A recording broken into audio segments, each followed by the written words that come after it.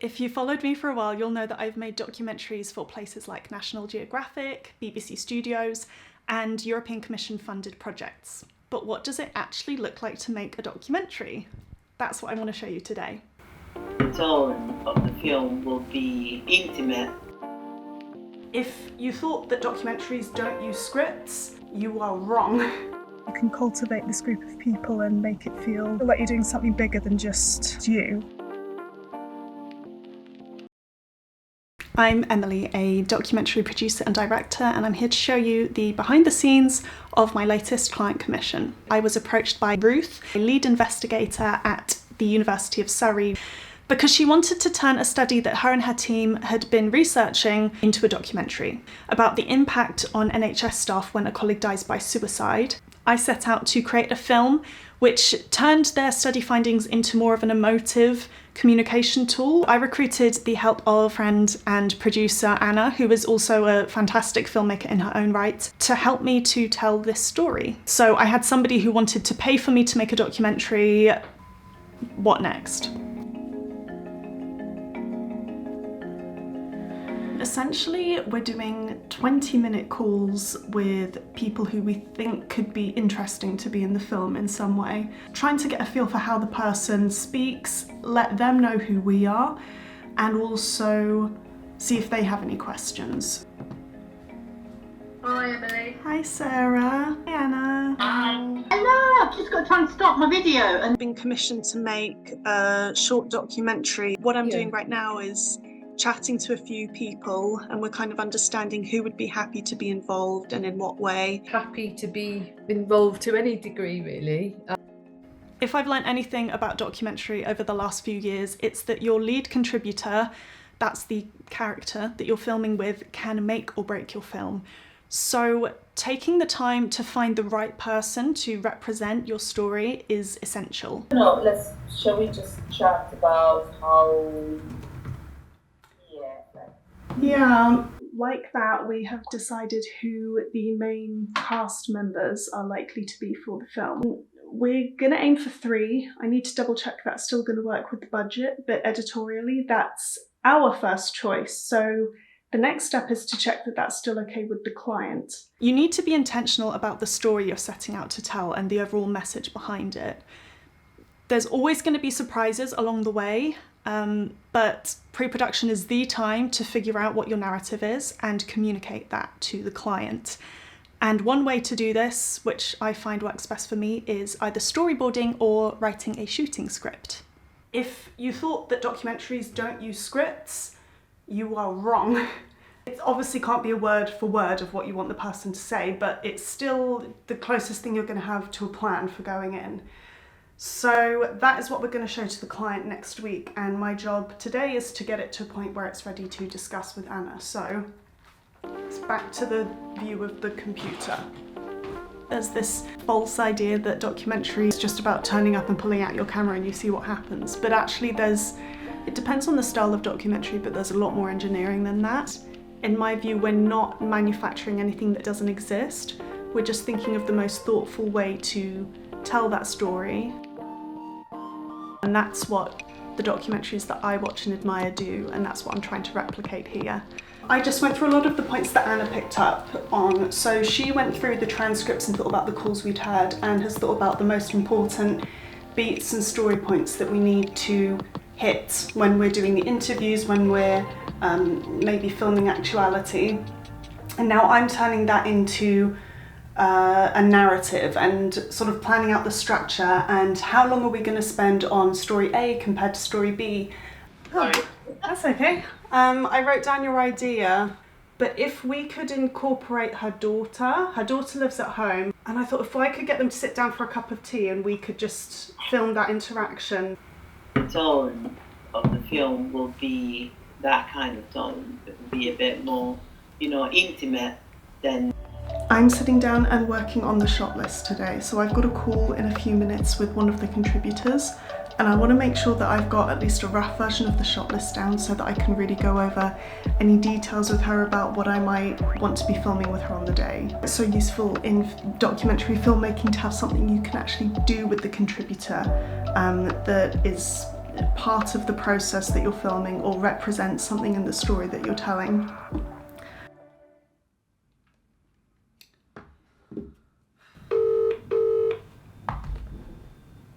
Hello, Linda speaking. Hi Linda, it's Emily. Hello, darling, you're right. Hi, yeah, I'm good. We're really looking forward to filming next week. I wanted to ask you as well, you were talking about how one of the things you like to do to kind of the hobbies you have outside of work is macro photography. Yeah. Would you be happy to recreate a bit of what you do with that for us to film you doing that? Sure. Okay. Yeah. What would you normally actually... Okay, so now you've got a plan.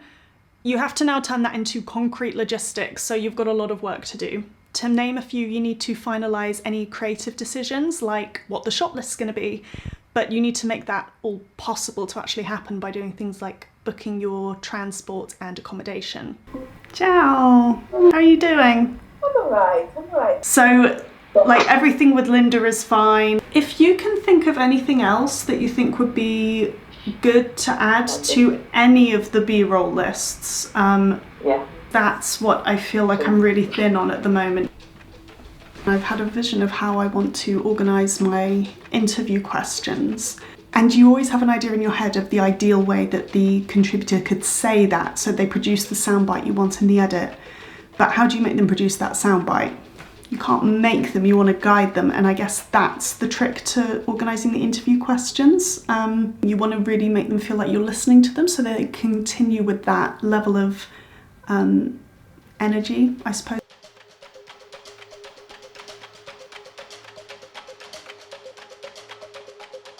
It's like 4 p.m. the day before we leave for the shoot. I need to print off releases and the call sheet. I need to put those final touches on the interview questions. I've written the tech specs, but I might need to just finish writing up the gear list, even though I've started to pack, including snacks, because, you know, that's important.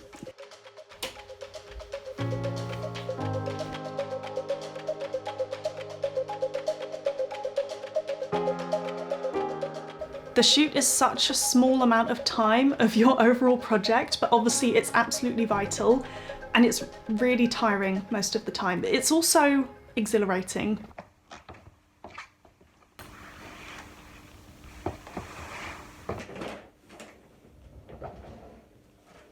Whether you're working alone or in a team, you need to make sure that you have allotted time to exercise soft skills with your contributors and your team.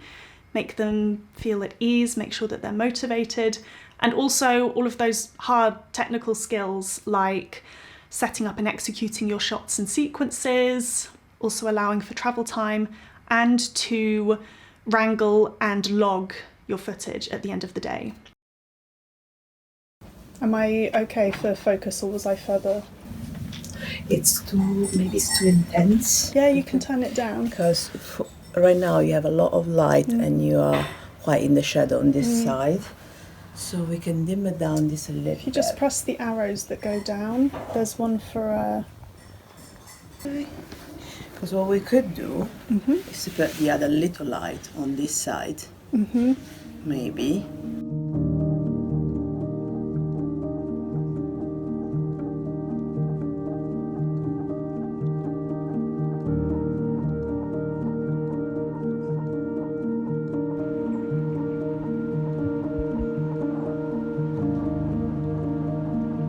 Is that all right? Good.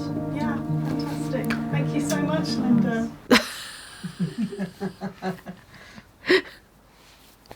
I'm in the car now. That was maybe one of the best shoots I've ever done. Like, it was just so much fun. It's okay, let's go.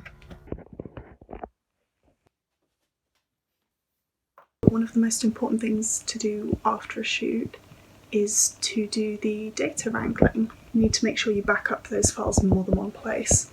I learnt that the hard way. And then I'll have a sit down and a think at some. And I will, for the soundbite, look out for sound bites when you're interviewing. Yes, I have a notebook if you don't have.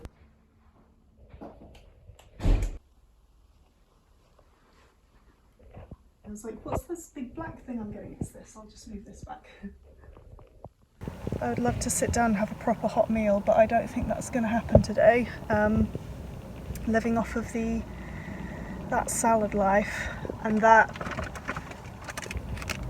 quaver life. This whole experience of making a film, this one feels special. I don't know, it just feels like really real that you can cultivate this group of people and make it feel like you're doing something bigger than just you, which it totally is. It's 6 a.m. It's raining. Okay, let's get driving. It's a 4+ hour drive. We got this. I think I'm gonna do 2 cameras and then this will be the microphone. Okay. Would it be alright with you if I maybe took one of the kitchen chairs and just put them here? Because then we can use all of this as the background. Yeah. Which looks... The most important thing is that you're comfortable. Yeah. You forget about the gender neutral pronouns. And we will edit anything out if you do accidentally. Okay, yeah. I've arrived as the last stop for the tour. I'm sending an email to the research team because if we want to change anything for the edit based on what we thought we'd get in the shoots and what we actually got, I have this afternoon to tell them basically. And then in half an hour I've got a call with the lead researcher. We're going to add a Zoom call into the film. So could you also start to record on the audio on your phone? It's a wrap. It's a wrap. Post-production involves anything that happens after your shoot. So that could be editing, but it could also be sound mixing or colour grading. And to help me with this stage, I got editor Heather on board. Making an onboarding document for the editor. And basically she just needs to know what the storyboard is. But because obviously you don't necessarily get the footage that you ideally wanted on the storyboard, I'm letting her know what we did get and what I think would work better instead, and then she can actually see if it all works as a whole. And also I just want to show you like some of the footage. Look, she's planting, you should be interested in this. She's got Miracle Grow! Hi Heather! Hi. Hey, how are you doing? I'm good, how are you? I'm good, thanks. I've made a list, of course.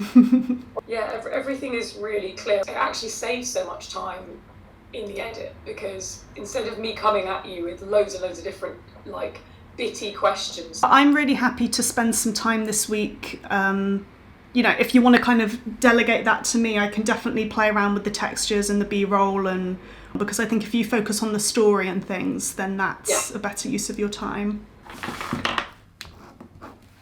I'm just about to watch a copy of the film for the first time. It was very difficult. Yeah. Fuck, it's out of focus. That's my fault. On Friday, when we're supporting member, you don't see. Yeah, sorry I'm a few minutes late. I was just watching what you sent over. Yeah, and I guess the other thing to think about is how people are likely to watch this. A lot of people might be watching on phones. So having said that, I think it is so out of focus on the A cam at the beginning that let's treat the B cam as the A cam. I think especially just when for such a sort of important film, I think working collaboratively in that sort of way really just makes sense.